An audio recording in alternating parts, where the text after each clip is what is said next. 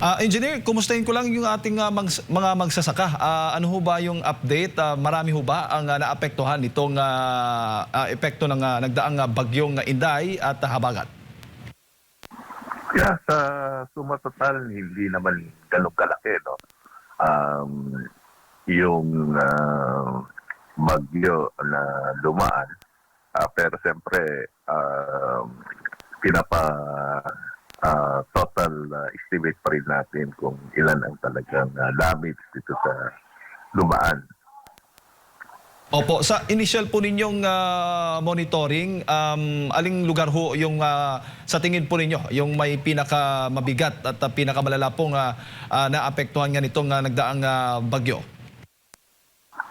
Yeah, sa southern part, no, ng ating bansa. Dito naman sa northern part, ibig sabihin yung rice, gladly natin hindi naman masyadong apektado. At mag-umpisa pa lang magtanim yung mga magsasaka. Opo. Pero may ilang lugar ho ba? May mga ulat kasing sinasabing mas beneficial po sa ilang palayan dahil siyempre nakaranas po ng mga tag-init. Ganun ho ba? May mga lugar pong naka-benefit po nitong ulan at the same time, hindi naman po ganoon. Sabi mo nga, hindi naman ganoon kalala yung naging epekto nitong nagdaang bagyo at habagat. Yes, oo. Kailangan natin pa rin ng ulan na para sa pagtanim ng ating palay dahil ang pagtanim natin medyo diluwi tayo ng almost 1 month no, yung pagtanim. Kaya hindi masyadong apektado para sa rice area and kailangan pa ng ulan no para at least yung mga ibang area natin mag-umpisa na Opo. Sa tingin po ninyo, Engineer, dahil sa epekto nitong nagdaang bagyo at habagat, ay inaasahan nating magtataas rin po yung mga retail price po ng bigas at mga gulay sa mga susunod po na mga araw dahil siguro marami pong nagkaroon ng disruption, logistical distraction at mga nasirang pananim po. So far, itong bagyo na dumaan, hindi naman masyadong ganun katindi, no? So, yung disruption sa tila ba natin, hindi masyadong apektado dapat dun sa presyo ng ating local producers. Opo, opo. At sa kasalukuyan naman, bago ko lang ipasa kay partner, sa kasalukuyan ay sapat naman ho yung ating buffer stock kung sa ating monitoring, batay po sa ating monitoring. Yeah, wala naman tayong problema sa buffer stock. Itong ating production and importation tuloy-tuloy naman na pumapasok. So wala tayong nakikita problema sa ating mga stock natin sa ngayon. Engineer, magandang umaga, si Admar po ito. Sinasabi po na mahigit 20% po yung itinaas po ng ating pong inangkat na bigas. Hindi po ba mas marami tayong bigas, di ba? Sinasabi sa mga local natin, marami tayong mga bigas na inani sa nakalipas. Ito bang 20% na pagtaas na ito ay normal? Yeah, medyo malaki ang pumasok na stock no kung compare sa 2025. Pero pwede naman mag-slow down no itong next July to December yung pagpasok. Ang planting season natin na delay lang ng isang buwan. So ina-expect natin na dapat yung pag-import natin ng bigas by coming August to December mas maliit compare naman last year between yung month na papasok no dapat mabawasan para hindi ganun kalaki yung ipapasok ng ating imported na bigas dito sa ating bansa.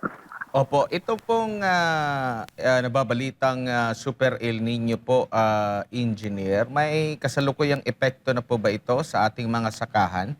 Dahil sa pinakauling ulat po ng pag-asa, lalo na sa mga dams, no? Like kagaya po dito sa Angat na meron din pong sinusuplayan na mga irigasyon dyan po sa bahagi ng Central Luzon at sa iba pang mga lugar, mas mababa na po doon sa normal operation level nila na 180, nasa 155 na po. Sa kasalukuyan po ba ay apektado na or kaya pa sa kasalukuyan, engineer?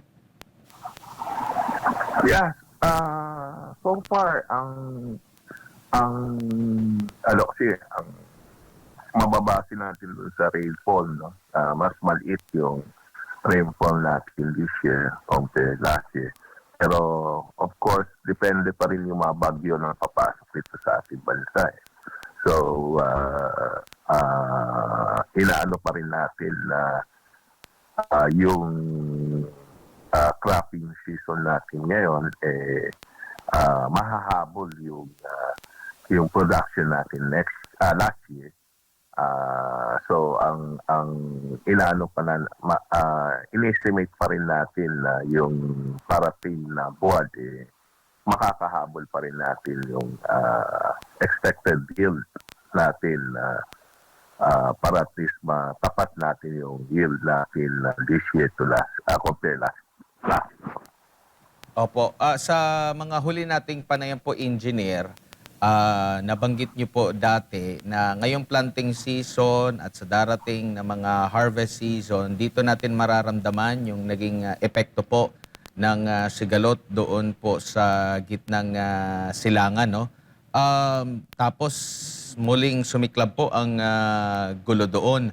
So inaasahan ba natin na sa darating na panahon ng Kapaskuhan, tataas yung presyo ng bigas natin or ang pag-aangkat muli yung magiging sandalan pero hindi ba tataas yung ating mga inaangkat din na bigas dahil nga po sa patuloy na gulo dyan sa gitnang silangan? Yeah. So far, Admar, ang good news na pwede natin masabi is yung urea medyo na-stabilize, no? Hindi kagaya last time na sumipa na galong katindi. This time, medyo bumaba na. So, hopefully, hindi ganong katindi yung pagtaas ulit, no? So far ang presyo ng urea yung dating umabot ng 3,000 ngayon nasa almost 2,200 na lang, no? Bumababa pa by this coming month, in-expect natin na bababa sa 1,800 pesos. So medyo malaking bagay yun dun sa ating mga magsasaka na pagbubibili ng pataba. Yun ang tinitingnan natin. Yung pagtaas ng presyo ng fertilizer hindi na ganun katindi, no? Kagaya ng dati. Opo. Engineer, si Jade po ulit ito. Paano naman doon sa sektor ng pagbababoy at manukan? Paano naman po ito naapektuhan ng malawakang pagbaha dulot nga ng bagyong Inday at Habagat? Yeah, sa ano naman, sa livestock, hindi siyadong apektado, no? Yung naka-ano naman ito, naka-enclose naman ito. So far, hindi masyadong naka-affect sa production natin. Opo, pero may mga ulat ho ng pagkalunod ng mga hayop po doon sa mga o pagkasira sa mga farm infra dahil sa nagdaang bagyo. Yeah, pero hindi ganun kalaki, significant ang apektado doon sa mga report natin. Opo, at hindi naman kayo nangangamba na possible naman na ito'y pagmula na naman ng sakit sa mga hayop dulot ng tubig baha. Yeah, may mga area na reported pero compare pa rin last year, mas palit pa rin yung reported. Opo, opo. Ayan, siguro, Engineer, yung huling mensahe po ninyo sa lahat ng ating mga kababayan na nanonood po sa inyo sa mga oras na ito. Yeah, Jay, bali, ang monitor lang natin itong planting season is up to end of the month, no? Kung yung standing crop na itatanim, doon natin ba lalaban yung forecast natin from this itong last quarter kung paano ang import natin ng bigas. So, in-expect natin na magtatanim pa rin mga magsasaka and mahabol pa rin natin yung production compare last year.